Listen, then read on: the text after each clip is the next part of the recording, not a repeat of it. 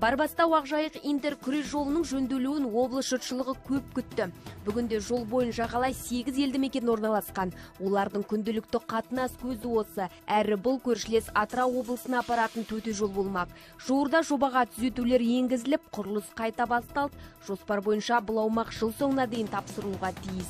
Алайда құрылыс барысына Қарашаның көңілі толмайды. Өйткені маусым айында Шағатай ауылының тұрғындары маған хабарласып, өздерінің жол мәселесі туралы жан айқайын жеткізген болатын. Өйткені олардың тұратын жері бұл Шағатай ауылы, яғни ол жерде жасалып жатқан жол Барбастау, Ақжайық, Шағатай, Индер, яғни Атырау облысына дейін баратын бір күре тамырдың бірі. Бардық, қоғамдық бақылауды іс жүзінде жасадық. Әртүрлі заң бұзушылықтардың жасалып жатқан біз анықтадық. Ол айналма жолдың жоқтығы, жолдың көп жерлерде езіліп кетуі, сызықтар пайда болуы, бұзылуы, асфальттың, және де ең бір сорақысы бұл жерде жаңа жасалып жатқан объект, ол әлі тапсырылған жоқ мемлекеттің балансына, дегенмен де ол жерде шұңқыр ағымдағы жөндеулер үлкен көлемдегі жасалып жатыр. Құрылыс бақылау басқармасының хаттамасымен ЮНИСЕР осы жолдарды жобаға сай жасамады деген айыппен әкімшілік құқық бұзушылық хаттамасымен